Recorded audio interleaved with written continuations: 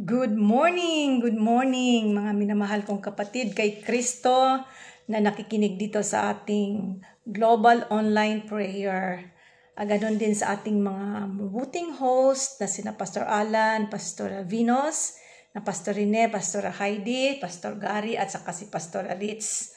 Magandang umaga sa inyong lahat. Purihin ang Panginoon. At makakasama niyo naman ako sa umagang ito. This morning, ang nais ko pong i-share sa inyo ay pinamagatan kong hard process produces good results. Manalangin muna tayo. Panginoong Diyos, marami pong salamat sa iyong mga salita na laging nasa aming mga puso na nagbibigay sa amin ng gabay sa aming buhay at nagbibigay sa amin, Panginoon, ng kalakasang espiritual. Sa pag-aaral namin ngayon sa umagang ito ay loobin mo, Diyos, na amin pong maunawaan ang mga pahayag mo, Panginoon, sa amin para sa aming ikalalago. Pagpalain mo ang bawat isa sa amin at hayaan mo, Diyos, na tunay nga po na kami ay iyong mga manggagawa na hindi lamang tagapakinig ng iyong salita, pagkus tagagawa. At let the power of the Holy Spirit guide us and bless us as we study your word. Thank you and we bless you and we commit everything into your care. In Jesus' name we pray. Amen. Hallelujah. Thank you, Lord. Praise God, no, na talagang ang ating buhay sa mundong ito ay hindi natin alam kung ano ang mangyayari. At ang ating generation sa ngayon ay we are used to easy life, di ba? Mahilig yung mga tao ng mga instant, mga ready-to-use things, yung mga comfortable things. Yung, di ba? Instant coffee, instant noodles, no? Online banking, RTW. Basta ayaw natin ng masyadong nahihirapan. Gusto natin yung madali nating makuha yung ating kailangan at magawa sa pamaraang mabilisan. Nung araw, hindi ganun eh. Iba nung araw eh. Talagang bago ka makakain ng kanin, babayuhin muna yung palay, iigib ng tubig sa balong malayo, mangangahoy para panggatong, di ba? Ang dami pang mahihirap na proseso bago makakain. Pero maganda naman ang resulta. Nung araw kasi ang mga tao ay malalakas. Hindi madaling magkasakit, malusog sila, no? Hindi kagaya ngayon na ang tao hindi masyadong nag-exert ng effort kaya ang daming obese, ang daming mga sakit na lumalabas, no? Nagiging lampa ang mga tao. Yung iba nga, kunting problema lang, nagpapakamatay agad. Kaya parang nakikita ko no na yung mga hirap ng buhay ay nagbibigay ng kagandahang resulta sa buhay ng tao. Sa nature, mayroon ding mga lesson tayo na makikita dito sa aking napag-aralan, nabasa ko yung buhay ng isang eagle. Di ba yung eagle, alam natin na ito yung king of the birds. Dahil sa kanyang lakas, yung kanyang vision na ang layo-layo nasa taas siya pero kitang-kita na yung mga prey niya sa baba. Yung kanyang resilience, yung katatagan niya. At ito palang mga eagles na ito, maabot sila ng mga 40 years. Pero pagdating nila ng 40 years, matandang-matanda na, ay nagkakaroon na ng limitation yung age nila. Ang kanilang mga claw, yung kuko nila pala ay humahaba ng pagkahaba-haba. Kaya pagka nag-grip sila sa kanilang mga prey ay nahihirapan na sila, no? Parang hindi na firm ang hawak nila. It's difficult for them to hunt dahil pag hinawakan nila ng kanilang claw ay parang hindi na ganun kalakas ang grip. Tapos yung kanilang mga tuka, yung beak nila, nagiging curve ito at humahaba din. Kaya nahihirapan na rin silang kumain.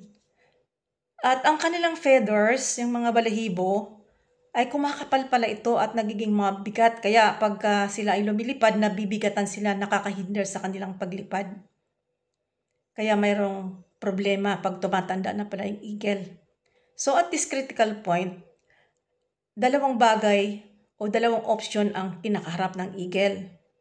Either na slowly he will die under the weight of its own decline. Yung unti-unting hintayin nilang mamatay siya, unti-unti kasi hindi na siya makapag-hunt ng maayos dahil hindi na siya makahawak ng firm ng kanyang mga kuko. Ang kanyang mga tuka, hindi na rin niya maituka ng maayos, no? At ang kanyang feathers ay mabigat. Or, yung isang option is to undergo a long, painful, but life-renewing process of change. Mayroon pala silang pwedeng gawin na kaya lang mahaba ito at masakit, pero magkakaroon ito ng magandang resulta. At kalimitan ito ang pinipili ng eagle. The eagle chooses the mountain, kung saan yung mataas, magre-retreat siya sa isang napakataas at secluded na place, at doon siya magpupugad sa mataas na mataas, and then doon siya nagsisimula ng kanyang pagbabagong gustong gawin. So ano ang gagawin? Kasi brutal yung process mahirap, talagang nakakasakit itong process na gagawin ng eagle para magkaroon ng pagbabago ang kanyang sarili at hindi na lang siya slowly mamatay. Ang gagawin niya, i-strike niya yung kanyang tuka sa mga bato na matatalas hanggang sa mag-break off yung kanyang tuka. Di siyempre masakit yun, ano? Kung baga tatanggalin niya yung luma niyang tuka, yung beak niya, para magkaroon ng pagbabago. Kasi pag natanggal yung luma, tutubo yung bago. So, yung dati niyang tuka na inaasahan niyang iyon ang magpipick up o iyon ang tutuka ng mga prey niya para makakain siya, ngayon ay wala ng silbi, kaya kailangang sirain na niya to. Pagkatapos na hinihintay niya na yung kanyang tuka na nasira na ay tutubo, pag tumubo naman ito naman yung gagawin niya para tanggalin niya yung kanyang mga feathers, tutukain niya yung sarili niya para matanggal ang kanyang mga feathers, no? Ay una-una yung kanya pala munang claw, yung kanyang kuko, yun muna ang una niyang tutukain. Kasi ang kuko nga niya, yung mga humahaba na at kumukorb yun, hindi na masyadong makakagrip. So, gagawin niya, sisirain din niya yun. Siyempre masakit din. At kapag nasira na yun, no, tutubo na naman yung panibago.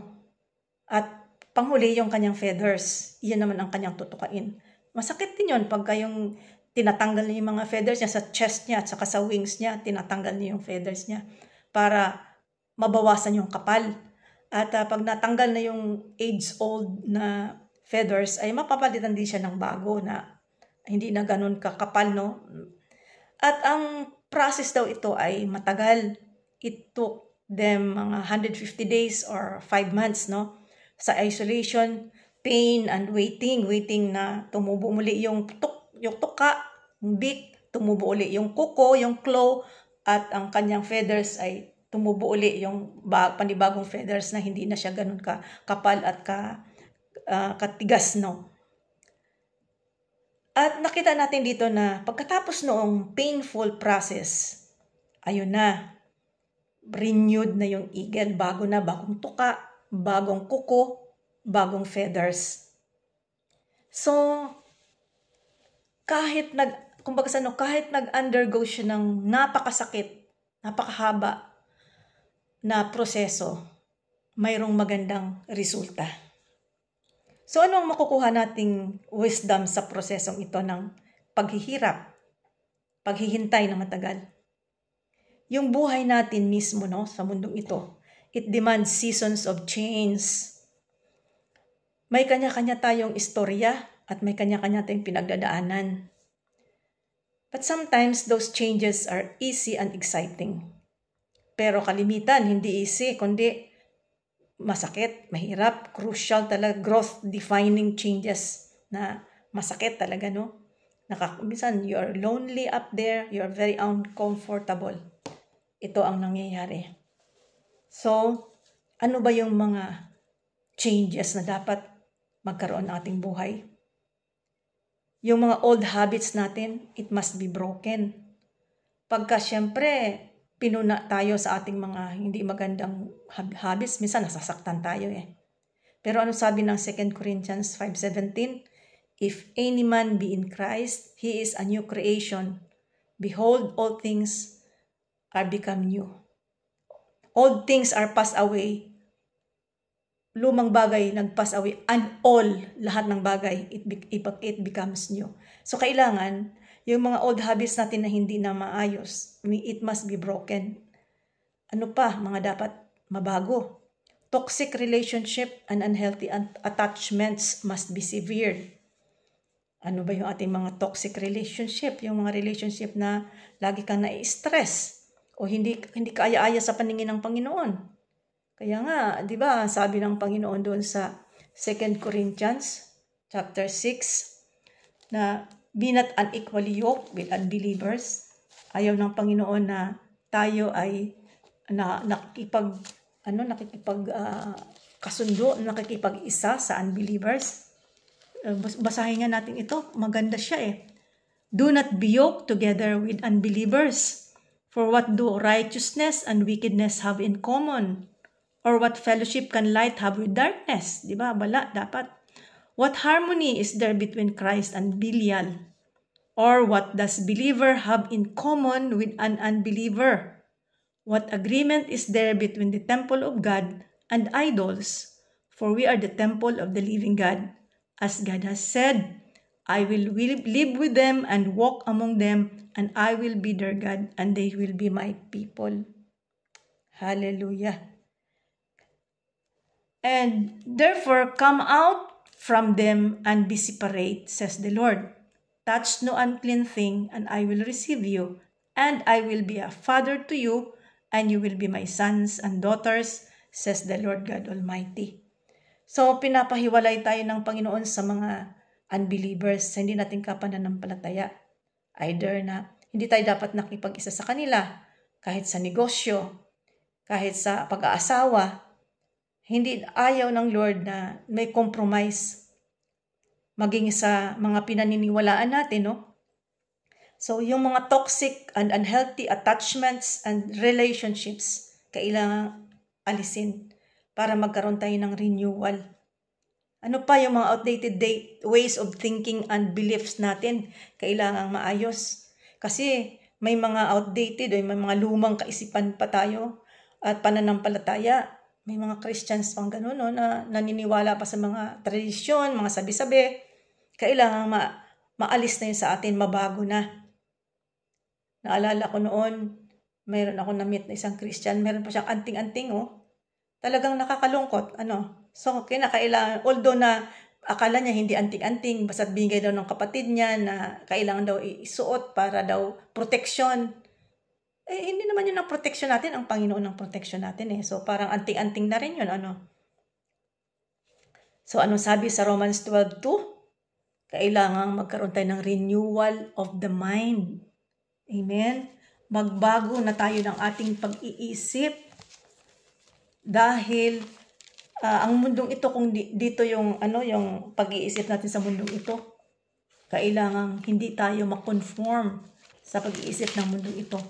Basahin natin, Romans 12:2. Do not conform to the pattern of this world, but be transformed by the renewing of your mind. Then you will be able to test and approve what God's will is, His good, pleasing, and perfect will. Kaya magbago na raw tayo ng kaisipan, patterned after the mind of Christ, renewal of the mind. Kailangan natin yon. Kasi kung hindi mababago yung ating kaisipan, nandito pa rin, nakapattern pa rin sa mundong ito, hindi makikita ang kaluwalhatian ni Kristo, magkakaroon itong epektong hindi mabuti sa ating buhay. Ano pa yung mga dapat alisin? Dapat na mawala sa ating buhay. Yung mga past failures, minsan itong mga past failures, pag naalaala natin, nagiging nawiwikan tayo. Para bang, ayoko na lang kasi baka ganun din, mapalpak na naman. Or yung mga regrets na, sayang, ba't hindi ko ba ginawa yun? Hindi nangyaring ganito. Or mga disappointments. Kailangan itong mga bagay ay alisin na natin sa ating buhay. Kasi ito yung nagpapabigat sa ating paglakad sa ating buhay Kristiyano. So yung mga past failures, tapos na yun. Alisin na yung mga no regrets, alisin na yung mga, wala rin naman mangyayari. Kahit mag-regret ka na mag-regret, wala, sasama lang ang loob mo. Yung mga disappointments mo, alisin na natin. Kasi wala rin namang mangyayari kahit na ano pa mag-isip mo. So, dapat talaga ay tayo ay laging nag-check sa ating sarili. Tinitingnan natin kung ano yung mga bagay na alisin natin sa ating buhay. Hindi natin hayaan itong mga past failures mag-define sa atin. Hindi natin hayaan mga disappointments mag-discourage sa atin na magpatuloy. Sabi sa Isaiah 43 verses 18 and 19, "Forget the former things. Do not dwell on the past. See, I am doing a new thing. Now it springs up.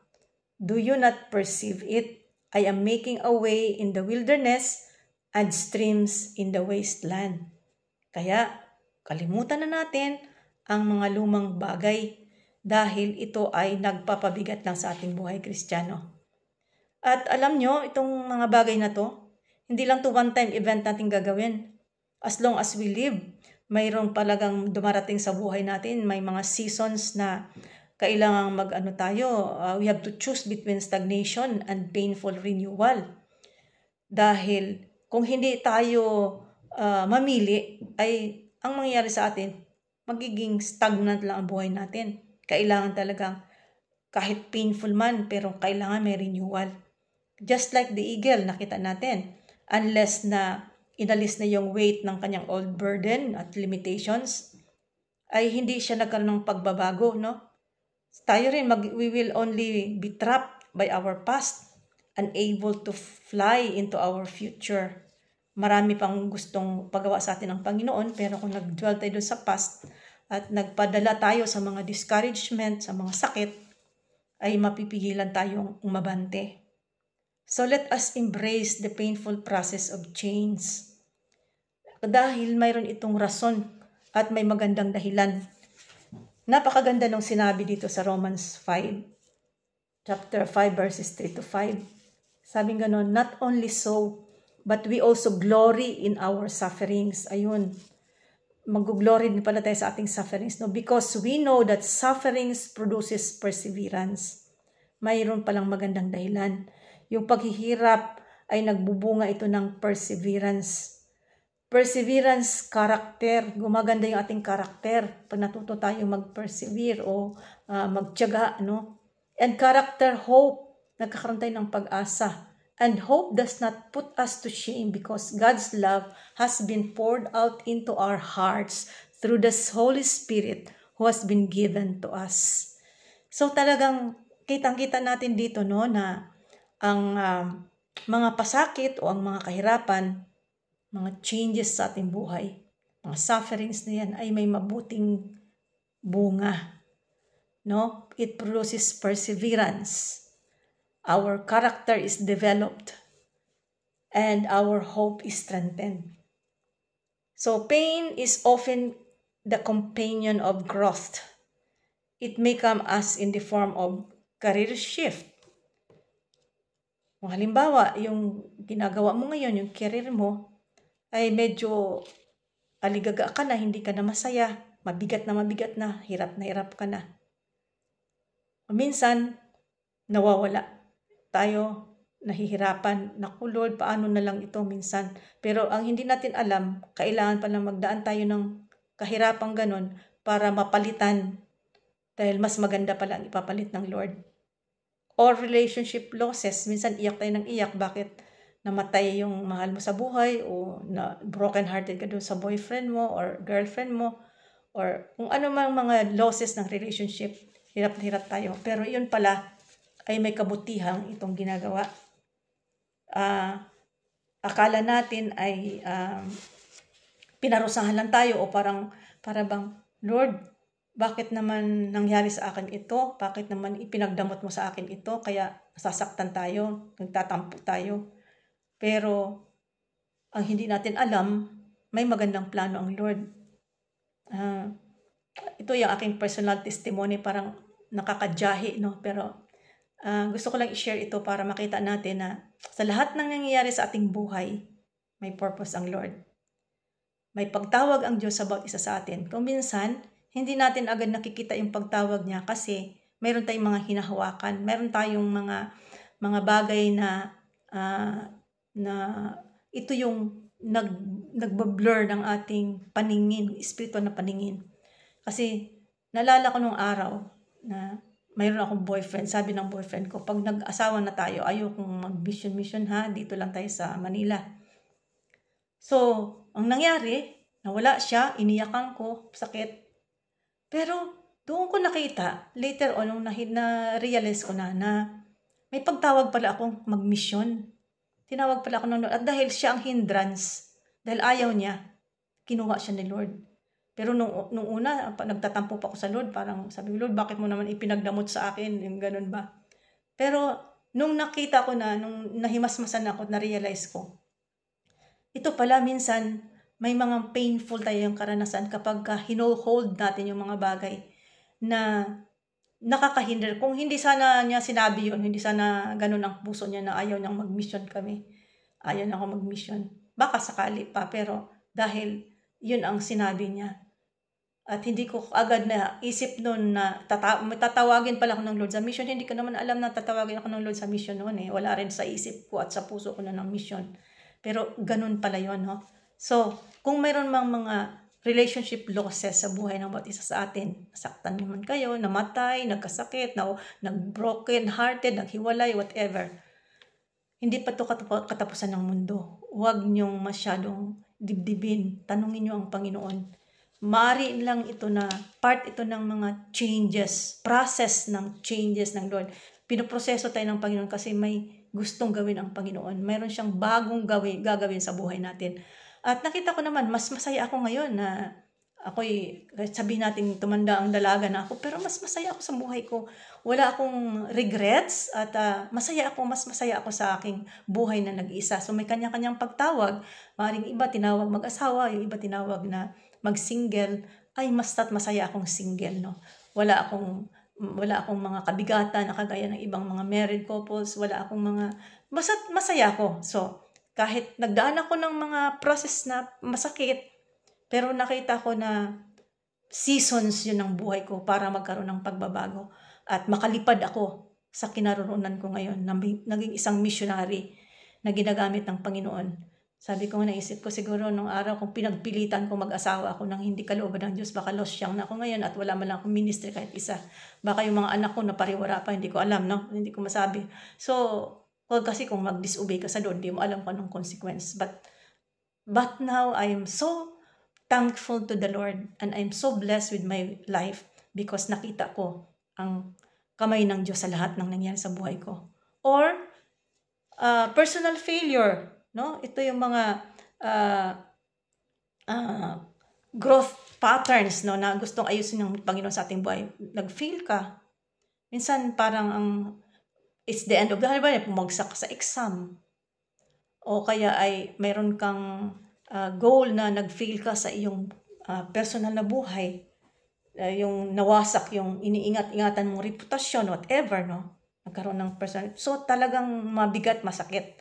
Pero pag nagtiwala ka lang sa Panginoon at maghintay ka lang ng tamang panahon, there's always healing, there's always deliverance, and there is always growth. So, hintayin natin yon.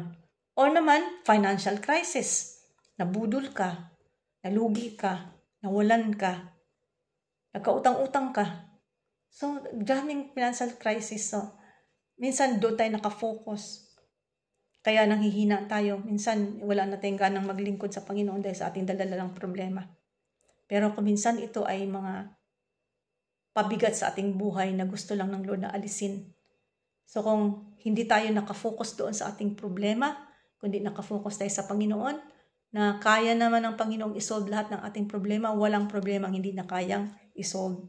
So magkaroon tayo ng paglago sa ating pananampalataya at sa ating paglilingkod sa Panginoon. So huwag nating i-define yung ating mga problemang yan, mga financial crisis, personal failures na yan, mga relationship losses or career shift na yan, huwag nating hayaan na yan ay maging manatiling pabigat. Maging yung health challenges, nagkasakit ka. Pero that's not the end of everything. Or you have been betrayed or disappointed. Ay hindi yan ang magiging dahilan para hindi ka na magamit ng Panginoon at hindi ka na mag-blossom, hindi ka na lumago. Yan ay mga paraan para magkaroon ng proseso, minsan masakit na proseso para magkaroon ng pagbabago. So kung nararanasan natin yung mga bagay na ito, instead na magmukmok, instead na maghinagpis, magtampo sa Panginoon, alam nyo, napakagandang gawin natin yung Philippians 4, verses 6 to 7, na sinasabi ng Panginoon na, do not be anxious about anything, ano man ang problemang yan, but in every situation, by prayer and petition, with thanksgiving, yun ang gagawin natin. Prayer with thanksgiving, no? Let us present our request to God.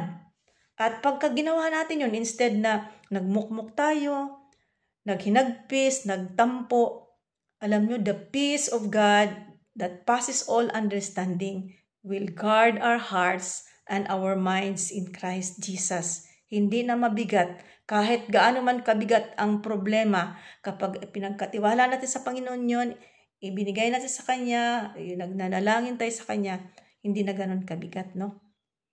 So, itong mga painful moments in our lives, no? Laging nandoon yung invitation ng Lord sa ating buhay na, my child, rise up. You have to emerge stronger, wiser, and lighter. Kagaya na nangyari doon sa eagle, na bago ang kanyang katawan. Kasi yung lumang claw, yung lumang beak, at saka yung mga feathers na mabibigat ay nawala. Napalitan ng bago. Thank you, Lord. So, true transformation often requires faith to endure the discomfort of the unknown. Excuse me.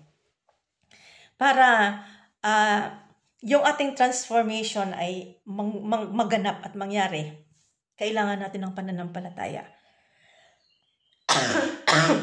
Kasi kung hindi tayo magkaroon ng matibay na pananampalataya, matatangay tayo nitong mga problemang itong dumating sa ating buhay eh. So we need to have faith. Hallelujah. Faith to endure discomfort. Thank you, Jesus. Hallelujah. Nangangati ang aking lalamunan. In Jesus' name. Sabi sa Psalm 46, verses 1 to 3. Basahin natin. God is our refuge and strength, an ever-present help in trouble. Totoo to, no? Siya talaga ang ating ever-present help. Kaya, magkaroon tayo ng pananampalataya sa Kanya. Kaya sabi ng psalmist, therefore, we will not fear, though the earth give way and the mountains fall into the heart of the sea, though its waters roar and foam and the mountains quake under surging.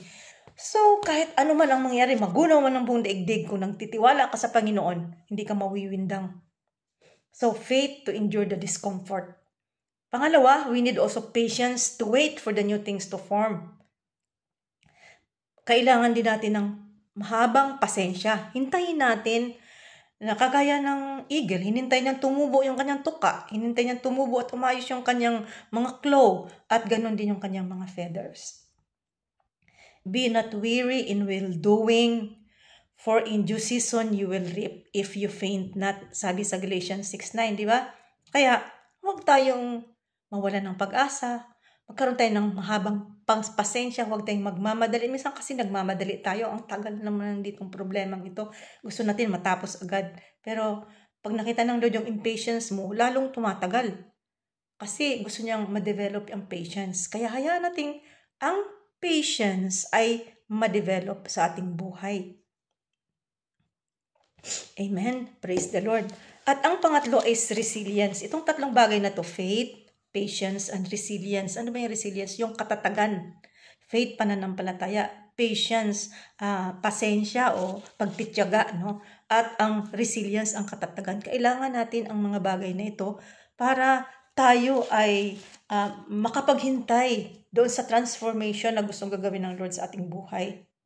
Sabi doon, sa 2 Corinthians chapter 4, basahin natin yung verse 8 at saka 9. Ang sabi dito sa verse 8, si San Pablo ang sumulat nito, we are hard pressed on every side but not crushed, So, 'di ba pag sa-suffer tayo, i-endure tayo ng mga pagsubok, nahihirapan tayo. Pero sabi ni San Pablo, pressed hard lang, hard pressed lang, pero hindi naman naka-crush. Hindi ka naman talaga sobra-sobrang, basta may problema, pero hindi ka naman namamatay. Hindi ka naman napipipi ng sobra-sobra, no? Perplexed but not in despair. Persecuted but not abandoned. Struck down but not destroyed. Isipin natin, sa buhay ko, nagdaan ako ng maraming mga pagsubok. Ang sakit-sakit talaga. Hindi naman ako talagang nabaliw o namatay or whatever, no? Dahil kasama natin ng Diyos Ito ay nagbubunga ng katatagan kapag atin itong tiningnan ayon sa pananampalatayang binagkaloob sa atin ng Panginoon at hinintay natin yung pagkilos ng Diyos sa ating buhay hanggang sa matanggap na natin yung pagbabago o kasagutan sa ating pangangailangan.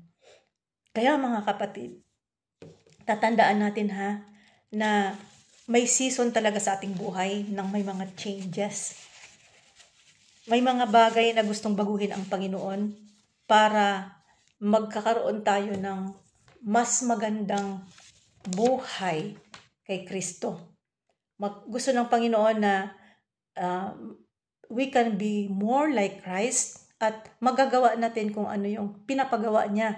Kasi kung minsan kulang tayo sa discernment o pag-alam sa kalooban ng Diyos. Gawa tayo ng gawa, galaw tayo ng galaw, tapos nasasaktan lang tayo.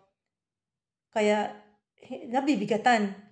Dahil hindi lahat ng ating ginagawa ay tama, o kahit tama, kung hindi kalooban ng Diyos, mabigat pa rin. So napakahalaga dito na laging ilagay na sa isip natin na ang buhay natin sa mundong ito ay laging mayroong pagbabago, may change. Gusto ng Lord na baguhin tayo from glory to glory at pag dumaraan tayo sa mga masasakit na proseso, alalahanin lang natin yung eagle na in-endure niya na matanggal yung kanyang beak, yung kanyang tuka. Sakit kaya yun. In-endure niya na mabali yung luma niyang kuko para mapalitan ng bago.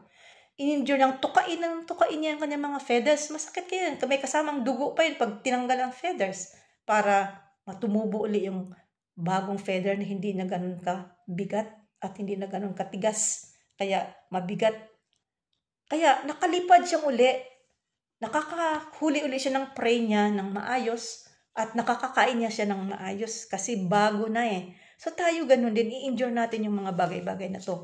At lagi natin na gagamitin yung pananampalatayang kaloob sa atin ng Diyos, yung patience ay ma-develop sa atin para mahintay natin yung mga pagbabagong gagawin sa atin ng Panginoon, yung resilience o katatagan, maging matatag tayo kahit gaano kahirap. Sabi mong, kahit ganyan kahirap, alam ko I will evolve victoriously kasi kasama ko ang Panginoon. So in conclusion, gusto kong i-conclude ang ating pinag-aaralan ito sa 2 verses.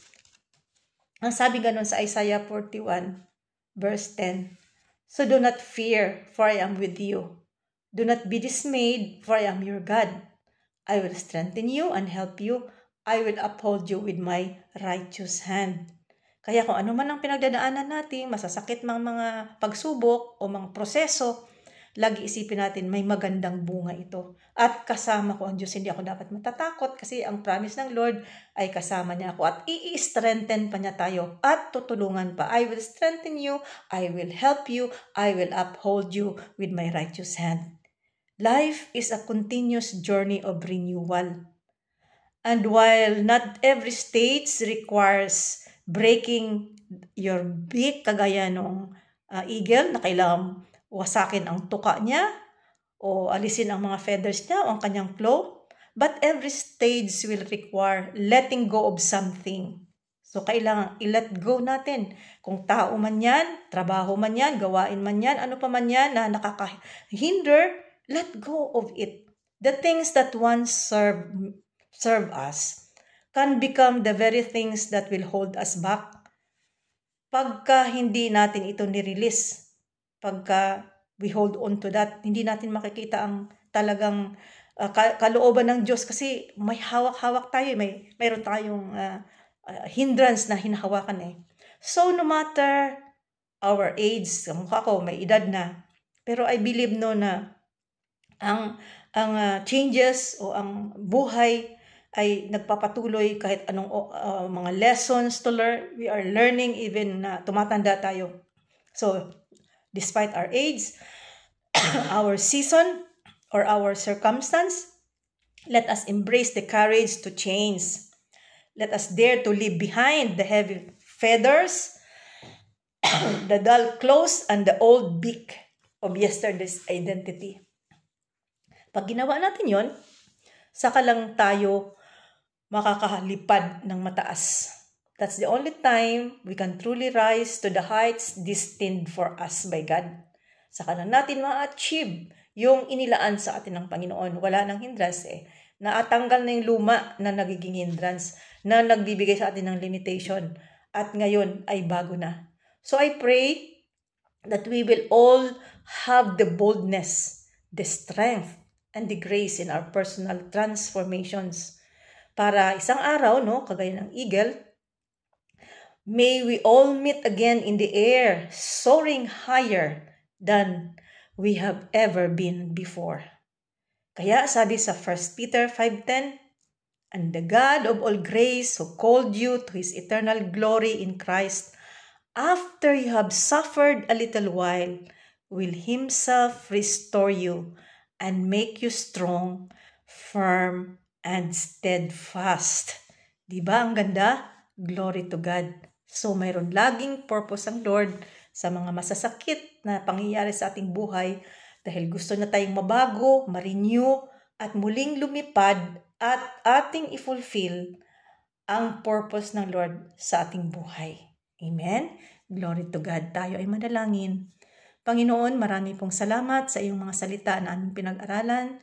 Loobin mo, O Diyos, na kaming lahat ay tunay nga pong mabago from glory to glory. Maalis yung mga hindrances sa aming buhay, para hindi kami makalipad ng mataas ayon sa iyong pagkatawag sa amin.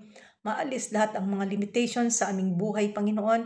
At kung kami man ay nag-undergo ng mga masasakit na proseso para itong mga hindi mabuting bagay sa aming buhay ay maalis, ay tulungan mo kami, Panginoon, na ang aming pananampalataya ay lalong tumibay. Na magkaroon kami ng mahabang pasensya at katatagan para amin pong mahintay yung panibagong yugto ng buhay namin na gagawin mo para lalo kaming makakonform sa image ni Christ at lalo naming masunod, matupad ang pagtawag mo sa aming buhay. We can all the more soar up high, O God, to the highest heights destined for us. So Lord, marami pong salamat at patuloy ka pong gumalaw sa buhay ng bawat isa sa amin. Pagpalain mong bawat isa sa amin, Panginoon, maging sa aming pagpapatuloy na makikiisa sa pananalangin together with our host. Lord, let your glory let your glory fill us, O Lord God, all the more, and enable us, O God, to really have that sincere heart in obeying you and trusting you. Thank you, Father. We just commit everything into your care. In Jesus' mighty name we pray. Amen and amen. God bless everyone and bye-bye.